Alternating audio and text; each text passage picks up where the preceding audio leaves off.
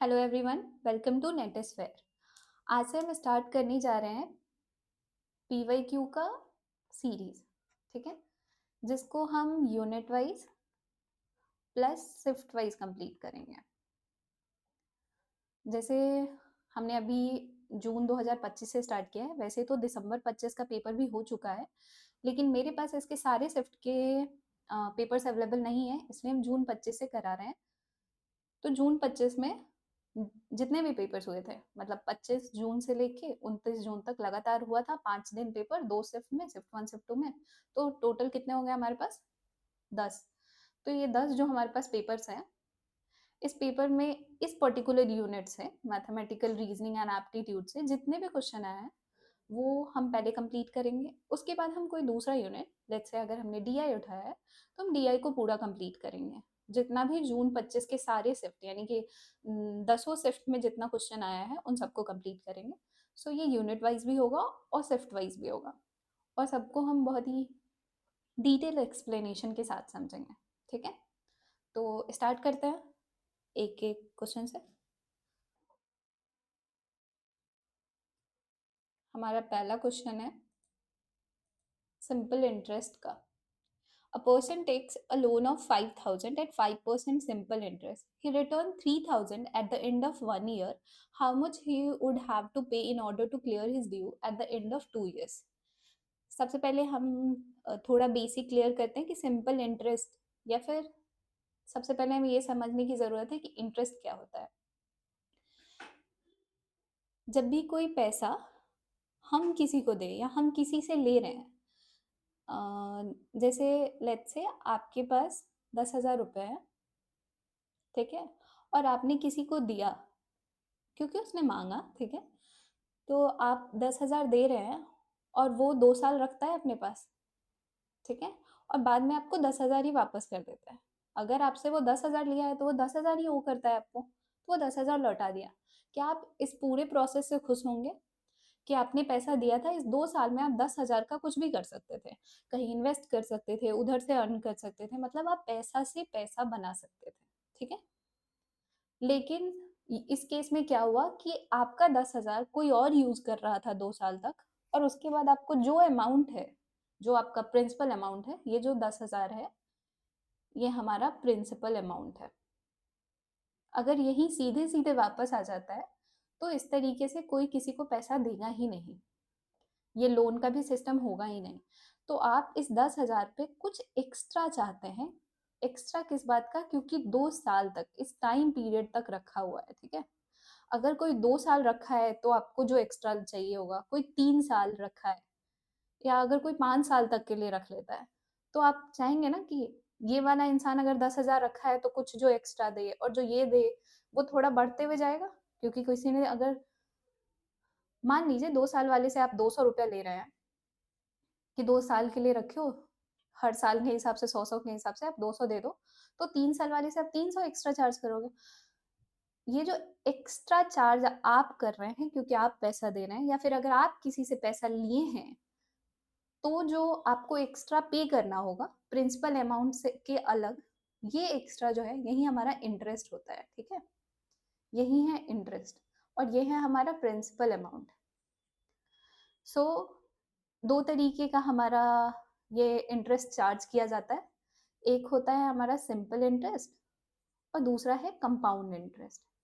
Simple interest का नाम simple इसलिए है क्योंकि हमें ना एक फिक्स्ड इंटरेस्ट जो है वो लगता है हर साल। अगर पहले साल को इंटरेस्ट, जैसे ये जो केस है कि आपने किसी को 2 साल के लिए दिया तो 200, 3 साल के लिए दिया है तो 300, 5 साल के लिए देंगे तो 500, यानी कि हर साल आप 100 रुपए एक्स्ट्रा चार्ज कर रहे हैं। मतलब एक फिक्स चीज है ना कि आप 100 रुपीज हर साल चार्ज कर रहे हैं, है ना। तो ये आपका सिंपल इंटरेस्ट हो गया। लेकिन कंपाउंड इंटरेस्ट में जो इंटरेस्ट है वो हर ईयर के अकॉर्डिंग बढ़ता जाता है। अगर पहले साल आपने 100 चार्ज किया है तो बाद में वो 110 हो सकता है, 121 हो सकता है। बेसिकली ये 10% के हिसाब से ग्रो कर रहा है। तो जो भी जितना भी रेट ऑफ इंटरेस्ट हमारा है उसके हिसाब से वो बढ़ता चला जाएगा, यानी कि इंटरेस्ट भी आपका हर साल इंक्रीज हो रहा है। इसको थोड़ा और अच्छे से समझते हैं, इसको हम हटा लेते हैं। जैसे हम प्रिंसिपल अमाउंट लेते हैं 1,000 रुपया, ठीक है। एक जगह आपने सिंपल इंटरेस्ट के हिसाब से दिया है और एक जगह आपने कंपाउंड इंटरेस्ट के हिसाब से दिया है, और ये है आपका ईयर, ठीक है। ईयर 1, 2, 3। मान लीजिए कोई आपसे 3 साल के लिए पैसा ले रहा है और आपका रेट ऑफ इंटरेस्ट है 10%, आप 10% रेट ऑफ इंटरेस्ट दे रहे हैं। तो अगर कोई सिंपल इंटरेस्ट के लिए दिया है तो 1,000 का 10%, 1,000 का 10% कितना हो गया? 100 हुआ। तो पहले साल में जो आप इंटरेस्ट चाहते हैं वो है 100। तो अगर कोई इंसान आपको पहले साल में ही आपका पैसा लौटा देता है तो आप उससे कितना लेंगे? आपका प्रिंसिपल अमाउंट प्लस ये एक्स्ट्रा अमाउंट, द इंटरेस्ट, आप 1,100 रुपये लेंगे, है ना। और दूसरे साल अगर 2 सालों के लिए रखता है तो आप 100 रुपये और एक्स्ट्रा चार्ज करेंगे, 3 साल के लिए इतना, 4 साल के लिए इतना। यानी कि एक फिक्स्ड अमाउंट है आपका। इस साल भी इंटरेस्ट 100 ही लगा, इधर भी इंटरेस्ट 100 ही है। ये क्लियर हुआ ना कि अगर कोई 2 साल के लिए लेता है तो 2 साल का इंटरेस्ट 100 प्लस 100, 200 प्लस आपका प्रिंसिपल अमाउंट 1,000, यानी कि 1,200 रुपये आपको चाहिए होगा कि अगर आप 2 साल के एंड में दे रहे हो तो मेरे को 1,200 रुपये दो, अगर 3 साल में दे रहे हो तो 1,300 रुपया दो। 100 प्लस 100 प्लस 100 प्लस 1,000, ठीक है। लेकिन जब ये केस कंपाउंड इंटरेस्ट का हो तो पहले साल तो इतना ही रुपया, 100 रुपया ही होगा। इसमें भी सारी चीज़ें सेम है, प्रिंसिपल अमाउंट सेम है, रेट ऑफ इंटरेस्ट सेम है, और ऐसे ही आपने कुछ सालों के लिए लिया है। तो इसमें देखते हैं इसमें कैसे काम होता है। तो पहले साल के लिए तो आपको 100 रुपये ही देना है, लेकिन दूसरे साल आपको 100 रुपया तो देना ही है। साथ में ये जो पहले साल का इंटरेस्ट है इस पे भी आपको इंटरेस्ट देना है। इस 100 का 10% कितना होगा? 10 होगा। 100 का 10% कितना होगा? 10। तो दूसरे साल जो आपका टोटल इंटरेस्ट होता है वो हो जाएगा 110 रुपये। यहाँ पे कितना था? 100 का 100 ही था। यहाँ पे आपको पहले साल इंटरेस्ट लग रहा है 100, दूसरे साल लग रहा है 110, तीसरे साल आपको 100 लगेगा, प्लस इस पे लगेगा आपको 10, इस पे लगेगा, इस इंटरेस्ट पे आपको पहले साल में जो आपको इंटरेस्ट आपका चार्ज हुआ है इस इंटरेस्ट पे भी लगेगा 10, प्लस इस पे जो दूसरे साल का इंटरेस्ट है इस पे भी लगेगा चार्ज, यानी कि 11। 110 का भी मैंने 10% ही किया है, 110 का 10% कितना हो गया? 11। तो जो आपका थर्ड ईयर का टोटल इंटरेस्ट है वो हो जाएगा कितना? 121, 121 रुपया। ये आपको बहुत क्लियरली दिख रहा होगा कि ये कितना सिंपल है कि इसमें एक फिक्स्ड इंटरेस्ट है जो कि सिर्फ प्रिंसिपल पे लग रहा है, और हर साल आपको फिक्स फिक्स चीज आपको देते जानी है। पहले साल भी आपको 100 ही रुपये एक्स्ट्रा चाहिए, दूसरे साल भी आपको 100 ही देना है, तीसरे भी 100 ही देना है, ऐसा, ठीक है। पर कंपाउंड इंटरेस्ट के केस में आपको पहले साल 100 देना है, लेकिन दूसरे साल प्रिंसिपल का 10% तो देना ही है, साथ में आपको जो इससे पहले वाले साल में इंटरेस्ट लग गया है उसका, उस इंटरेस्ट पे भी आपको 10% देना है। तो यानी कि 110। पहले साल का आपका इंटरेस्ट हो गया 100, दूसरे का 110, तीसरे का 121। यानी कि कोई अगर आपको पहले साल में पैसा लौटाता है तो वो तो सिंपल इंटरेस्ट के बराबर ही हो जाएगा। आपका प्रिंसिपल अमाउंट 1,000 का प्लस 100 इंटरेस्ट का, ठीक है।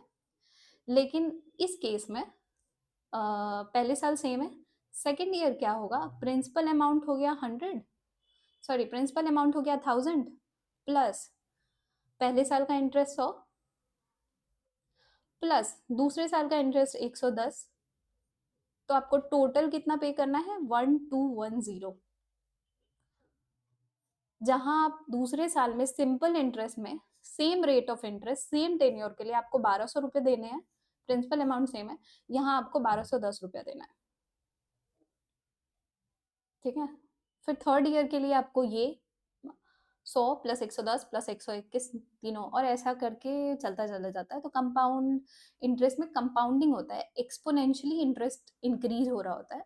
अगर हम कुछ डायग्राम से समझे तो अगर ये हमारा टाइम का बार है, टाइम का एक्सेस है, और ये अगर हमारा टाइम का एक्सेस है और ये हमारा इंटरेस्ट है, ठीक है, इंटरेस्ट रिप्रेजेंट कर रहा है एक्सेस, तो फॉर कंपाउंड इंटरेस्ट ये एक्सपोनेंशियली इंक्रीज होता जाएगा, नॉट अ स्ट्रेट लाइन, ये ऐसे इंक्रीज होता जाएगा, ठीक है, एक सार्क कर्व की तरह, hope so, I don't know. पर जो सिंपल इंटरेस्ट है वो ऐसा फिक्स रहेगा थ्रू आउट, एक पैरेलल लाइन बताएगा जितने भी टाइम के लिए आप लेते हैं, सिंपल इंटरेस्ट आपका फिक्स रहेगा। यही इसकी सिंप्लिसिटी है, जिसका नाम सिंपल इंटरेस्ट है, और इसका कंपाउंड इंटरेस्ट। बहुत ज़्यादा हो गया कॉन्सेप्ट पे बात, क्वेश्चन सॉल्व कर लेते हैं।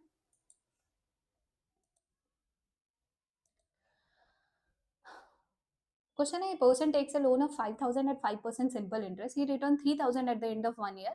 How much he would have to pay in order to clear his due at the end of 2 year? क्योंकि ये सिंपल इंटरेस्ट है, सिंपल इंटरेस्ट का क्वेश्चन है, तो पहले साल में अगर उसने 3,000 दे भी दिया है तो इससे फर्क नहीं पड़ता कि आप पे पहले साल के बाद कितना ड्यू है।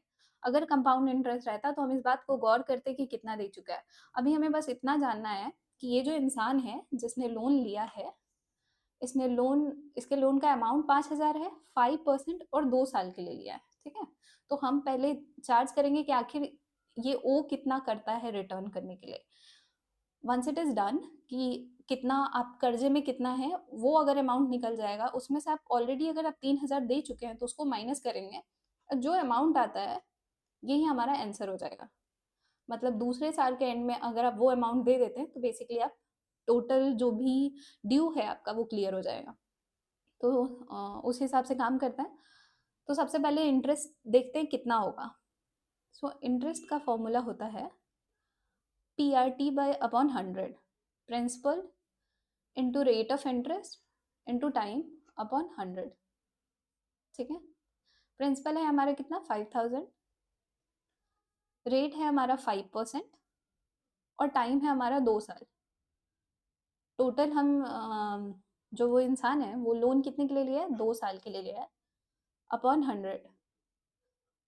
तो हमारा क्या हो जाएगा, टोटल इंटरेस्ट हमारा 500 हो गया। तो आपको जो पे करना है कितना करना है, जो अमाउंट उस इंसान को लोन के एवज में 2 साल बाद पे करना है वो कितना करना है, प्रिंसिपल प्लस इंटरेस्ट। प्रिंसिपल है हमारा 5,000 का, प्लस इंटरेस्ट है हमारा 500 का, तो कितना हो गया 5,500। 5,500 आपको पे करना है, जिसमें से ऑलरेडी आप 3,000 पे कर चुके हैं पहले साल में, तो आप बचा हुआ सिर्फ 2,500 पे करेंगे तो हो जाएगा आपका।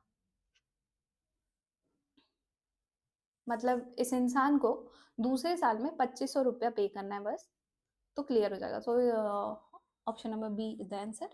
चलते हैं नेक्स्ट क्वेश्चन पे। नेक्स्ट है हमारा, the interest earned on 8,000 when invested in some scheme for 2 years at 7% simple interest per annum is half of the interest earned on another amount P invested for 5 years in the same scheme at the same rate of interest. Find the value of P. कोई scheme है जिसमें एक जगह तो 8,000 रुपया invested है, ठीक है, 2 साल के लिए इन्वेस्टेड है। अगर कोई स्कीम है तो रेट तो दोनों में फिक्स ही रहेगा, सेम ही रहेगा, विच इज 7%। तो एक तो ये इन्वेस्टमेंट है, दूसरी इन्वेस्टमेंट है पी अमाउंट की, जो हमें अमाउंट नहीं पता कितना है, और टाइम जो है वो 5 ईयर्स के लिए इन्वेस्टेड है, और रेट ऑफ इंटरेस्ट तो सेम ही होगा क्योंकि स्कीम सेम है। दूसरी इन्वेस्टमेंट ये है, ठीक है। तो पहले इन्वेस्टमेंट में जो हमें इंटरेस्ट मिलना है, द इंटरेस्ट ऑन, इस केस में जो हमें इंटरेस्ट मिलना है E1, और इस केस में जो हमें इंटरेस्ट मिलना है E2, ये जो इवन है वो E2 का हाफ है। लिखा ना, the interest on 8,000 when invested in some scheme for 2 years at 7% simple interest per annum, यहाँ नहीं होना चाहिए, per annum, is half of the interest on another amount P। ये जो पहला वाला आपका इन्वेस्टमेंट है, इसमें जो हमें इंटरेस्ट ऑन हुआ है, दिस इज हाफ, ये हाफ है of the interest on the another amount. So E1 is half of E2। सो ये इसका इक्वेशन बनेगा, E1 is equal to E2 by 2, या फिर 2E1 is equal to E2। तो हम जब हमारे पास ये सारा चीज़ गिवन है तो हम इंटरेस्ट निकाल सकते हैं विद द फॉर्मूला PRT/100। ठीक है, पहले मैं इसको क्लियर कर लूँ।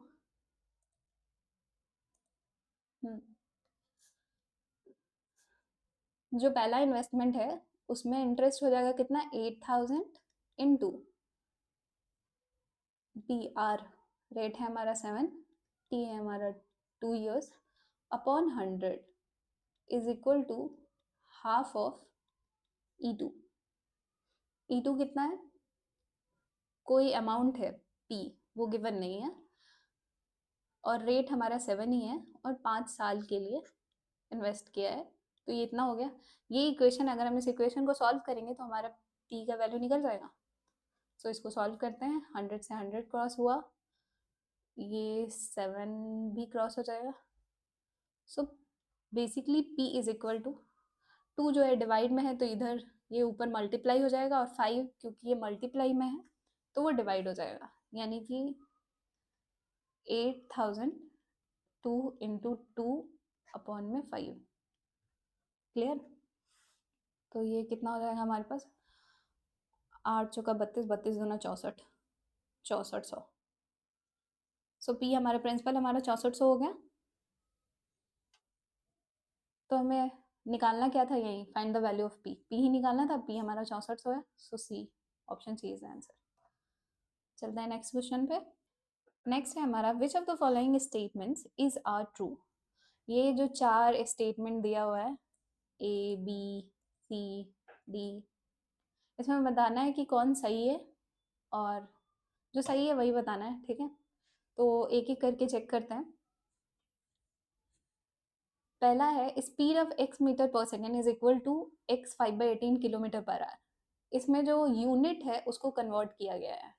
ठीक है, मीटर पर सेकेंड मतलब स्पीड उतनी ही है, x मीटर पर सेकेंड, इसको हम कन्वर्ट किए हैं।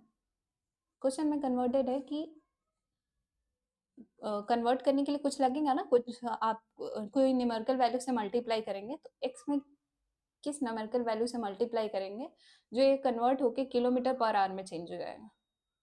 ठीक है, यहाँ दिया है 5/18, तो क्या ये सही है या नहीं हम चेक करते हैं। सबसे पहली चीज जो जानने की है वो ये है कि 1 किलोमीटर बराबर 1000 मीटर होता है, तो 1 मीटर बराबर 1/1000 किलोमीटर हो जाएगा।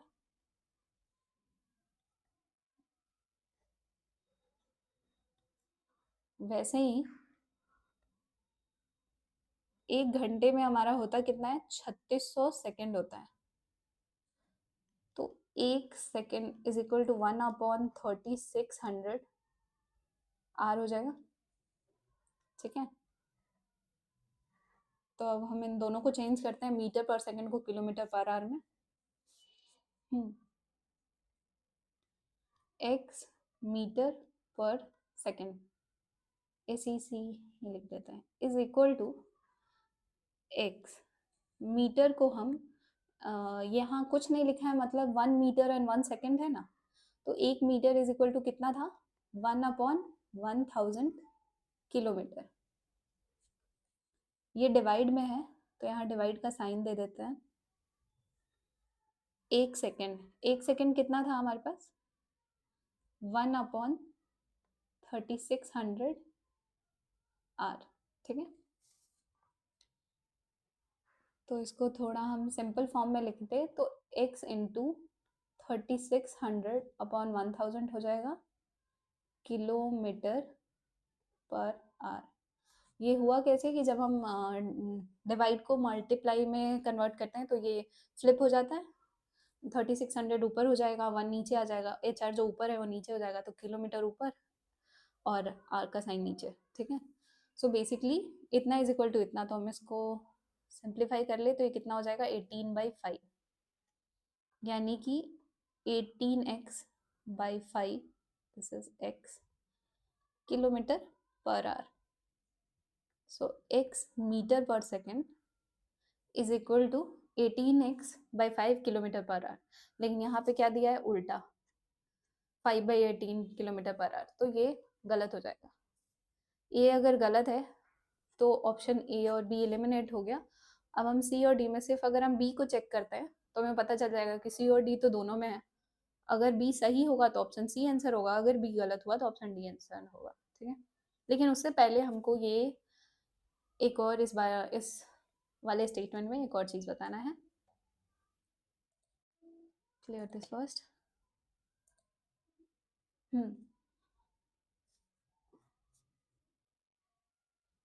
सो मीटर पर सेकेंड छोटा यूनिट है, स्मॉल यूनिट, और किलोमीटर पर आवर ये बड़ा यूनिट है ना। मतलब 1000 मीटर मिलके 1 किलोमीटर बनाता है, तो मीटर मीटर तो कोई छोटा यूनिट होगा ना। और सेकंड भी 3600 सेकंड, मतलब जब 3600 सेकेंड्स मिलते हैं तब जाके वो 1 आवर कंप्लीट कर पाता है। तो ये छोटा यूनिट है, ये बड़ा यूनिट है। जब हमको इससे इसमें कन्वर्ट करना होता है, मीटर पर सेकंड को चेंज करना होता है किलोमीटर पर आवर में, यानी कि एक छोटी यूनिट को बड़ी यूनिट में कन्वर्ट करना है, तो कोई बड़ा सा फ्रैक्शन अगर हम मल्टीप्लाई करें, यहाँ कोई बिग फ्रैक्शन, तो हम वहां तक पहुंच जाएंगे। मीटर पर सेकंड में कोई बड़ा फ्रैक्शन मल्टीप्लाई करेंगे तो किलोमीटर पर आवर तक पहुंचेंगे। लेकिन अगर हमें किलोमीटर पर आवर को मीटर पर सेकंड में चेंज करना हो, यानी कि बड़ी यूनिट को छोटी यूनिट में बदलना हो, तो यहाँ हम कोई स्मॉलर जो फ्रैक्शन है उसको मल्टीप्लाई करेंगे। हमारे पास दो होता है, एक होता है 5/18 और दूसरा होता है 18/5। 5/18 और 18/5 में 18/5 जो है वो हमारा बड़ा है, जो कि क्लियर है ना। ये कुछ ट्रिपल से ज़्यादा है और ये 0.3 से भी कम है ना। तो ये हमारा बड़ा फ्रैक्शन है, ये छोटा फ्रैक्शन है। तो अगर हमें मीटर पर सेकंड को चेंज करके किलोमीटर पर आवर में कन्वर्ट करना है, तो जो भी मीटर पर सेकंड है उसमें अगर हम बड़ा फ्रैक्शन यानी कि 18/5 से मल्टीप्लाई करेंगे तो किलोमीटर पर आवर में कन्वर्ट हो जाएगा। और अगर हमें किलोमीटर पर आवर को मीटर पर सेकंड में कन्वर्ट करना है तो इस केस में हम मल्टीप्लाई करेंगे 5/18 से। ठीक है, तो ऐसे में अगर हमें ये कॉन्सेप्ट क्लियर होता है तो ऐसे में हमें इतना बड़ा कैलकुलेशन नहीं करना होगा। ये सीधे दिखेगा, ये है छोटा यूनिट, ये है बड़ा यूनिट, और छोटे को बड़े में कन्वर्ट करना था तो यहाँ 5/18 की बजाय 18/5 होगा। ठीक है, अब चलते हैं नेक्स्ट स्टेटमेंट पे।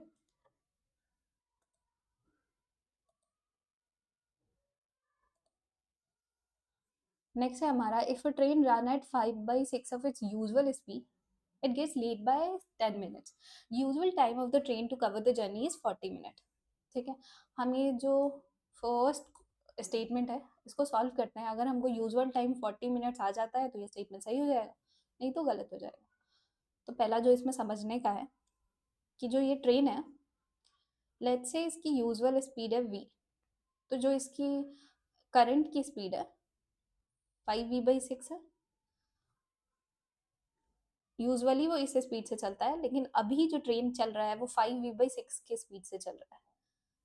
v में इसको टाइम लगता है t, ये दोनों हमारे एज्यूम किए हुए लेटर्स हैं। तो टी टाइम में वो पहुंचता है, वो certain distance train V velocity से जब चलता है, वी की स्पीड से चलता है, तो टी आर में कंप्लीट करता है। ठीक है, लेकिन जब 5v/t से चलता है तो t + 10 मिनट्स लगते हैं उसको कंप्लीट करने में। मैंने +10 क्यों किया, क्योंकि लिखा है कि अगर आप इस स्पीड से चल रहे हैं, अगर ट्रेन इस स्पीड से चल रहा है तो गेट्स लेट बाय 10 मिनट्स, यानी कि ज़्यादा टाइम लगेगा। अगर आप कहीं पे, अगर आपको कहीं 9 बजे पहुंचना है और आप 9:10 में पहुंच रहे हैं तो आप 10 मिनट लेट हैं, और आपने जो टाइम कंज्यूम किया है जहां से भी जहां तक पहुंचना था उसमें आपने 10 मिनट एक्स्ट्रा लगाया है ना। और अगर आप अर्लियर पहुंचेंगे तो वो ऐड होने की बजाय सब्सट्रैक्ट हो जाएगा, है ना। I hope it is clear. तो इस केस में आपको t + 10 मिनट्स लग रहा है, इसमें t लग रहा है, लेकिन both the cases distance same है। जो जितना डिस्टेंस आप यहाँ कवर कर रहे हैं उतना ही यहाँ भी कवर कर रहे हैं, तभी तो ये बात आती है ना कि टाइम ज़्यादा या कम लगेगा। तो इन दोनों केस में अगर हम डिस्टेंस निकालें और उसको इक्वेट करें तो हमारा एक इक्वेशन मिलेगा हमें। डिस्टेंस निकलता कैसे है, d = v/t। वेलोसिटी और टाइम को जब हम मल्टीप्लाई करते हैं तो हमें डिस्टेंस मिलता है। तो जो हमारा इक्वेशन है वो क्या बनेगा, वी जो यूजुअल टाइम और यूजुअल स्पीड से हम चल रहे हैं तो जो डिस्टेंस कवर कर रहे हैं, और जो हम इस नए 5v/6 एंड t+10 से जो कवर करेंगे वो दोनों डिस्टेंस तो सेम ही है। तो ये हमारा हुआ रिक्वायर्ड इक्वेशन। सो इसको हम सॉल्व करते हैं। v से v कैंसिल, 6 को मैंने इधर मल्टीप्लाई किया है 6t, और 5 को हम इधर मल्टीप्लाई करेंगे इस ब्रैकेट के अंदर, तो ये कितना हो जाएगा 5t + 50। 5t को हम इस साइड लेके जाते हैं तो 5t इधर माइनस हो जाएगा, तो t हमारा कितना हो गया 50, और ये 10 मिनट था, ये 50 भी मिनट है। इसके अलावा किसी भी चीज़ का यूनिट गिवन नहीं है, सिर्फ फिजिकल गिवन है, तो ये 10 मिनट्स है, इसमें कुछ कंफ्यूज होने वाला नहीं है।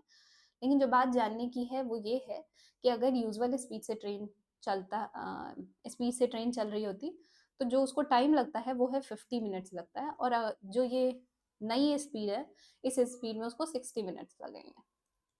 तो दिया क्या है स्टेटमेंट में, the usual time of the train to cover the journey is 40 minute, जबकि 40 नहीं 50 मिनट्स है। तो बी हमारा हो गया गलत, ए भी गलत है, बी भी गलत, ए भी गलत है, बी भी गलत, तो ये हमारा आंसर हो जाएगा। लेकिन हम चेक कर लेते हैं सी और डी को भी।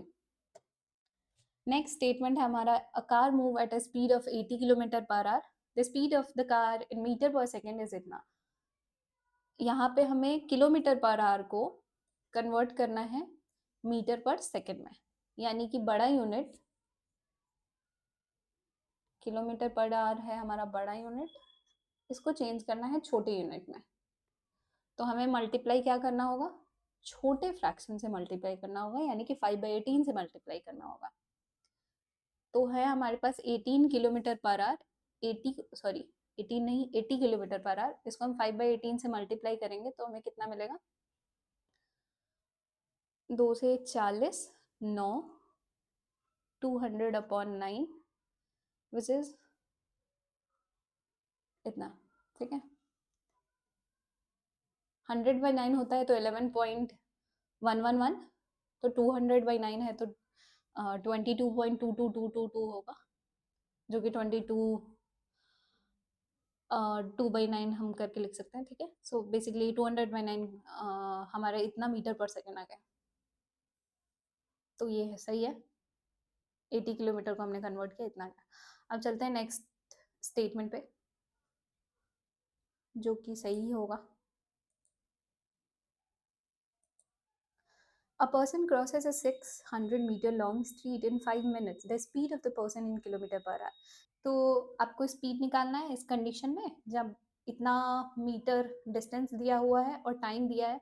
डिस्टेंस और टाइम गिवन है तो हम स्पीड निकाल लेंगे डिस्टेंस अपॉन टाइम से, लेकिन जो हमारा यूनिट आएगा वो आएगा मीटर पर मिनट में, क्योंकि हमारा डिस्टेंस है 5 और मतलब डिस्टेंस जिस यूनिट में दिया है मीटर में दिया है और टाइम हमारा मिनट में दिया है, तो जो हमको स्पीड आएगा एस जो हमारा निकलेगा वो निकलेगा मीटर पर मिनट में, और हमें चाहिए किसमें, किलोमीटर पर आवर में चाहिए, यानी हमें यूनिट कन्वर्जन करना है इस क्वेश्चन में भी।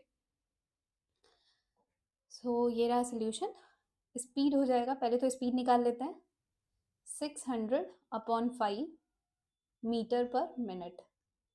दो तरीका है, एक तो हम क्या करते हैं कि मिनट को सेकंड में कन्वर्ट कर देते हैं, तो उसके बाद हम जानते हैं कि मीटर पर सेकंड को मिनट में, मीटर पर सेकंड को किलोमीटर पर आवर में कैसे कन्वर्ट करना है, या फिर हम मिनट को रहने देते हैं और जैसे हमने 3600/1000 वाला किया था ना, जो सबसे पहले वाले क्वेश्चन में, सबसे पहले वाले स्टेटमेंट में जो सबसे सबसे पहले किया था ऐसा लंबा सा, उस तरीके से भी कर सकते हैं। तो पहले तो हम इस तरीके से करते हैं कि हम मिनट को सेकंड में पहले कन्वर्ट कर लेते हैं और तब उसको किलोमीटर पर आवर में कन्वर्ट कर लेंगे। ये हो गया हमारा 120 बारह पच्चीस 60, 120 मीटर, और 1 मिनट 60 मिनट, ना ना ना ना ना ना sorry, 60, 1 minute is equal to 60 seconds, है ना।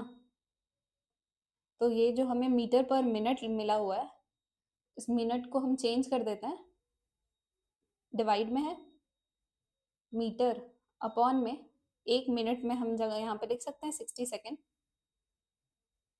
तो ये क्या हो जाएगा 2 मीटर पर सेकेंड।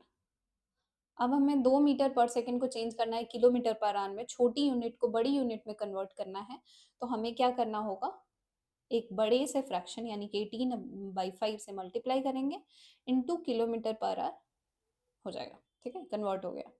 तो ये कितना हो गया हमारा 18 दूना 36 अपन 5 या 10 कर दिए तो 18 चौका 72, 7.2। ये हो गया हमारा 7.2 किलोमीटर पर आवर। वैसे भी स्टेटमेंट तो सही ही होना था, लेकिन ये इसका सोल्यूशन है कि आप 5 मिनट को चेंज कर दो 5 × 60, तो ये कितना हो गया 300 सेकेंड। मिनट को हमने चेंज कर दिया सेकेंड में, फिर हम 600/300 करेंगे तो हमारा स्पीड आ जाएगा 2 मीटर पर सेकेंड, और फिर मीटर पर सेकेंड से हम उसको किलोमीटर पर आवर में चेंज किया। या फिर इरेज करते हैं,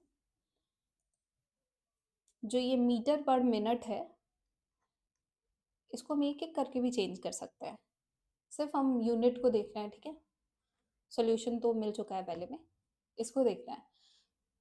अगर मीटर पर मिनट हो और उसको कन्वर्ट करना है, ऑब्वियसली ये छोटा है और किलोमीटर पर आवर बड़ा है, तो कोई बड़ा फ्रैक्शन आएगा, लेकिन वो फ्रैक्शन होगा क्या वो चेक करते हैं। तो 1 metre is equal to 1/1000 kilometre, divide divide में है हमारा minute, 1 minute is equal to 1/60 hour, 60 minute 1 घंटे के बराबर होता है, तो 1 मिनट 1/60 आवर के बराबर हो जाएगा।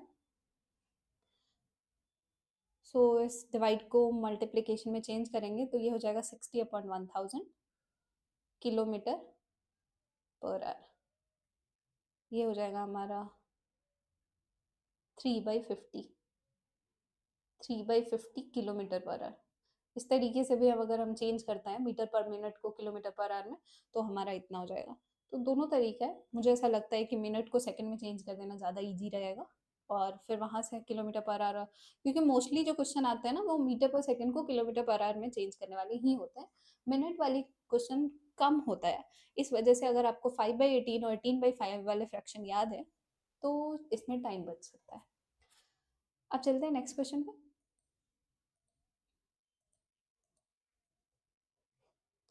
नेक्स्ट है हमारा मैथमेटिकल रीजनिंग का question, which is find the wrong term in the series, find the wrong term in the series given below. ये हमारा नंबर सीरीज है और इसमें हमें रॉन्ग टर्म फाइंड आउट करना है। जब हमें नंबर सीरीज दिया हो और उसमें चेंज जो हो बहुत बड़ा हो रहा हो, जैसे कि हमने स्टार्ट कहाँ से किया था, स्टार्ट किया है हमने 3 से, और सिर्फ चंद टर्म्स के बाद हम 5184 इतना बड़ा नंबर पे पहुंच गए, मतलब जंप हमारा बहुत बड़ा है ना, ऐसे कहना चाहिए जंप हमारा बहुत बड़ा है। इतने छोटे नंबर से हम इतने बड़े नंबर पे पहुंच गए, तो जब जंप बहुत बड़ा हो तो ऐसे में हमें मल्टीप्लिकेशन देखना चाहिए, नहीं तो यूजुअल केसेस में हम क्या देखते हैं, गैप देखते हैं, दो नंबर्स दो टर्म्स के बीच का गैप कितना है। तो यहाँ हम देखेंगे कि जो दो टर्म्स है इनके बीच हम कितना मल्टीपल में है वो देखेंगे। तो पहले तो ये देखना है कि ये कितने के आसपास है, 17 या 51 होता है, तो ये कुछ 3 टाइम्स के आसपास होगा, एग्जैक्ट होगा या नहीं नहीं पता, पर 3 टाइम्स के आसपास है। फिर इसको देखते हैं, तो 4 × 4 16 होता है, उससे ज़्यादा है, ठीक है, लेकिन 5 के करीब तो नहीं है, क्योंकि 5 × 4 20 हो जाता। तो 16 और 20 के बीच में ये 16 जो है 17 जो है वो 16 के पास है, तो × 4 इसके इसके बीच में देखें तो ये 14 × 42 3 टाइम्स के आसपास है, एग्जैक्टली 3 टाइम्स है। और इसको इसको देखें, ये है 4 टाइम्स, 6 × 4 = 24 के 4 हाथ में 2, 4 × 3 = 12, 2 × 14, और ये हमारा 3 टाइम्स, ये हमारा 4 टाइम्स, ठीक है। और क्योंकि ये सारे एग्जैक्ट दिख रहे हैं, 3 इंटू फोर 12, 12 इंटू थ्री 36, और 36 इंटू फोर 144, तो 144 इंटू थ्री 432 होनी चाहिए, जो कि है, ठीक है। अब हम 432 इंटू फोर करके देख लेते हैं क्या 17 3 8 आता है। तो 4 दूना 8, 4 3 12 के 2, नहीं, यहाँ पे 8 के बाद यहाँ 2 होना चाहिए, और 4 4 16 1 17, 1728 होना चाहिए। यानी कि हमारा रॉन्ग टर्म पता चल गया हमें, ये 1738 जो है ये हमारा रॉन्ग टर्म है। सो सी इज द राइट आंसर। अब हम चलते हैं नेक्स्ट क्वेश्चन पे।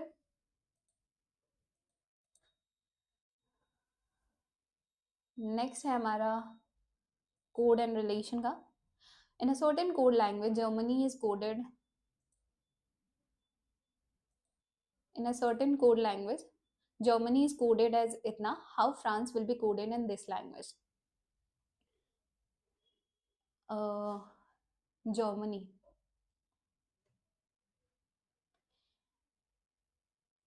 इस तरीके के क्वेश्चन को करने के लिए हमें चाहिए जो लेटेस्ट है इनका हमें प्लेस वैल्यू पता होना चाहिए। जब भी हमें कोई कोड फाइंड आउट करना होता है तो लेटेस्ट के केस में दो चीज़ें इंपॉर्टेंट होती है, एक तो लेटेस्ट का अपोजिट क्या है और दूसरा उनका प्लेस वैल्यू क्या है। क्योंकि जर्मनी को कोई नंबर्स हर एक लेटर को, जैसे जी को 9, ई को 7, आर को 20, ऐसा है ना, अलग अलग करके नंबर्स दिए गए हैं।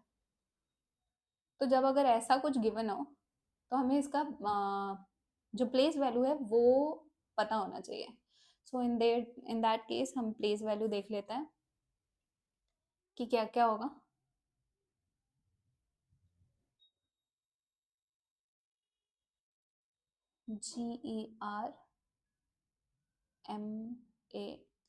GERMANY, प्लेस वैल्यू होता है वो पोजीशन जहाँ पे अल्फाबेट में वो लेटर आता हो। जैसे कि अल्फाबेट में ए सबसे पहले आता है तो ए का प्लेस वैल्यू है 1, बी जो है वो सेकंड नंबर पे आता है तो बी का प्लेस वैल्यू है 2, ठीक है। तो प्लेस वैल्यू वो पोजीशन होता है जिस पोजीशन पे वो लेटर अल्फाबेट्स में आते हैं, ठीक है। तो जी कितना होता है हमारा, H8, G7 है। ई का प्लेस वैल्यू है 5,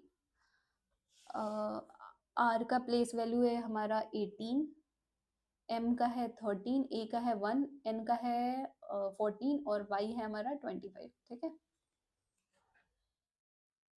और हमारे पास जो कोड गिवन है इसके लिए 9, 7, 20, 15, 3, 16, 27, ये बहुत आसानी से इसके बीच का रिलेशन देख सकता है, सब में +2 ऐड है। 25 + 2 27, 14 + 2 16, 1 + 2 3, 13 + 2 15, 18 + 2 20, 5 + 2 7, 7 + 2 9। सो फ्रांस के साथ भी ऐसा ही होगा। FRANCE,